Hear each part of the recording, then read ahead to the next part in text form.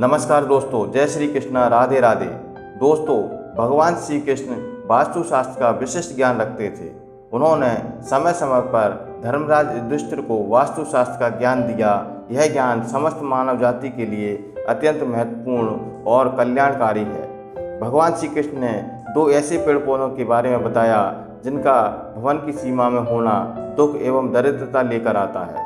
यह वृक्ष घर के सामने होने से उस घर में निवास करने वाले लोगों की कभी उन्नति नहीं होती। उन्हें हमेशा पराजय और निराशा का ही सामना करना पड़ता है। दोस्तों, वास्तुशास्त्र के अनुसार वृक्ष तथा पौधे हमारे भवन की सुंदरता को बढ़ाते अवश्य हैं, साथ ही यह वातावरण को शुद्ध रखते हैं। वृक्षों से सकारात्मक ऊर्जा का संचार होता है जो हमारे जीवन के लिए अत्यंत आवश्यक होती है। वृक्ष नकारात्मकता को कम करके वातावरण को अधिक सकारात्मक बनाने का कार्य करते हैं। घर के सामने शुभ पेड़ पौधे लगाने से घर में बरकत आती है। साथ ही यह पेड़ पौधे घर में कई प्रकार के वास्तु दोषों को नष्ट करते हैं। घर के आंगन में खड़े वृक्ष घर के देवताओं के समान हमारे घर की रक्षा करते हैं। इसीलिए हमारे पुराणों और शास्त्रों में भवन की सीमा में कुछ वृक्षों का रोपण करने की सलाह दी गई है। आज हम जानेंगे हमारे घर की सीमा में कौन से वृक्ष तथा पौधे होने चाहिए और कौन से वृक्ष नहीं होने चाहिए।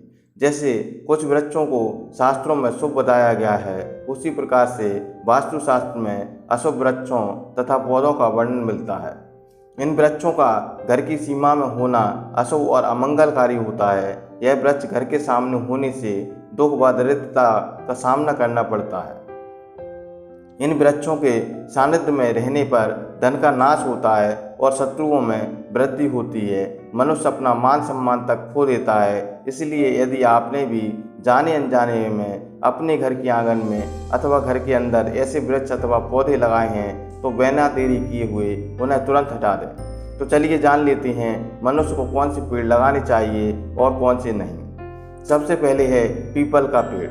पीपल का पेड़ किसी जलाशय के समीप पीपल का वृक्ष लगाने से मनुष्य को जो फल मिलता है वो सैकड़ों यज्ञ के समान होता है। जब पीपल के पत्ते उस जलाशय में गिरते हैं तो वे पिंड के समान होकर पितरों को तृप्ति प्रदान करते हैं। इससे सभी प्रकार के पितृदोष समाप्त हो जाते हैं। श्री कृष्ण कहते हैं, जो मनुष्य नित्य स्नान करके पीपल को स्पर्श करता है वह सभी पापों से मुक्त होता है और कभी पराजित नहीं होता। पीपल को स्पर्श करने से लक्ष्मी की प्राप्ति होती है और उसकी प्रदक्षिणा करने से आयु में वृद्धि होती है। पीपल की जड़ में विष्णु, तने में शिवजी और अग्रभाग में ब्रह्मा जी रहते हैं। सोमवती अमावस्या के दिन पीपल को प्रणाम करने से जो फल मिलता है वह 1000 गाय के दान के बराबर होता है। इस संसार में पीपल के समान कोई वृक्ष नहीं है। साक्षात श्री हरि विष्णु इस वृक्ष के रूप में पृथ्वी पर विराजमान है। पीपल के वृक्ष को चोट पहुंचाना अथवा उसकी टहनी तोड़ना महापाप माना गया है। ऐसा मनुष्य एक कल्प तक नरक भोगता है और जो पीपल को जड़ से काटता है उसका कभी नरक से उद्धार नहीं होता। रविवार के दिन पीपल के वृक्ष के नीचे नहीं जाना चाहिए क्योंकि रविवार के दिन पीपल के नीचे दरिद्रता का वास होता है। दूसरा है आंवले का वृक्ष। भगवान श्री कृष्ण कहते हैं कि आंवले का वृक्ष का फल समस्त लोगों में प्रसिद्ध और परम पवित्र है। इस वृक्ष को लगाने से स्त्री एवं पुरुष जन्म मृत्यु के बंधन से मुक्त हो जाते हैं। यह पवित्र फल भगवान विष्णु को अत्यंत प्रसन्न करने वाला एवं शुभ माना गया है। इसकी पूजा करने से सभी पापों से मुक्ति मिलती है। आंवला खाने से आँखों की रोशनी एवं आयु में वृद्धि होती है तथा समस्त रोगों का नाश होता है और आंवले के जल में मिलाने कर स्नान करने से दरिद्रता दूर हो जाती है और सभी प्रकार के ऐश्वर्य प्राप्त होते हैं। जिस घर में आंवला सदा मौजूद रहता है उस घर में कभी दैत्य और राक्षस नहीं आते। एकादशी के दिन अगर आंवला मिल जाए तो संसार के सभी तीर्थों से बढ़कर फल प्राप्त होता है। अपने हाथों से आंवला का वृक्ष लगाने वाला फिर से मृत्यु लोक में जन्म नहीं लेता। जिस घर के सामने आंवले का वृक्ष होता है साक्षात लक्ष्मी नारायण निवास करते हैं। वैसे तो कांटेदार वृक्ष घर में नहीं लगाना चाहिए परंतु आंवले का वृक्ष शुभ माना जाता है। तीसरा है अशोक का वृक्ष। दोस्तों, पद्म पुराण के अनुसार अशोक के वृक्ष में अप्सराओं का निवास होता है। यह वृक्ष शोक का नाश करने वाला तथा निराशा को समाप्त करने वाला होता है। इस वृक्ष को घर के पास लगाने से घर में सुख शांति बनी रहती है। अशोक का वृक्ष शीतलता और यौवन प्रदान करने वाला होता है। माता लक्ष्मी ने जब देवी सीता के रूप में अवतार लिया था तब रावण द्वारा अपहरण करने के बाद उनका वास अशोक वाटिका में था। अशोक के वृक्ष ने माता सीता की बहुत सेवा की थी, इसीलिए माँ सीता ने अशोक के वृक्ष को यह वरदान दिया कि जिस स्थान पर यह वृक्ष होगा वहाँ पर उनका सदैव ही निवास होगा। चौथा है पाकड़ का वृक्ष। पद्म पुराण के अनुसार प्रत्येक मनुष्य को पाकड़ का वृक्ष अवश्य लगाना चाहिए। इस वृक्ष को लगाने से जो फल मिलता है वह महायज्ञ के समान होता है। कलयुग में मनुष्य यज्ञ नहीं कर पाएंगे, इसीलिए उन्हें एक पाकड़ का वृक्ष अवश्य लगाना चाहिए।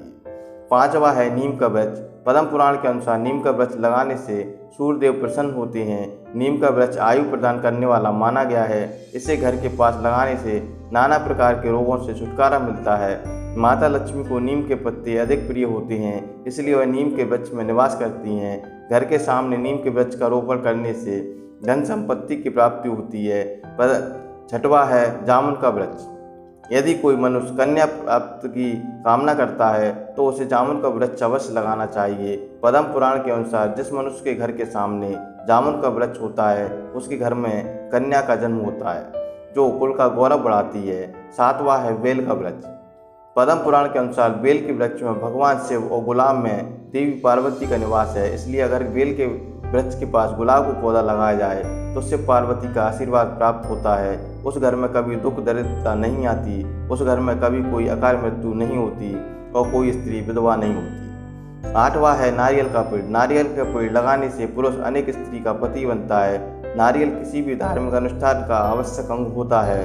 यह अत्यंत शुभ माना जाता है। घर के आंगन में नारियल का पेड़ होने से उस घर में हमेशा तरक्की होती है।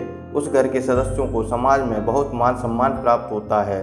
सुंदर पत्नी की कामना करने वाले मनुष्य को अनार का वृक्ष अवश्य लगाना चाहिए। पलाश का पेड़ ब्रह्मांड के लिए तेज प्रदान करता है, इसलिए इसका रोपण भी अवश्य करना चाहिए।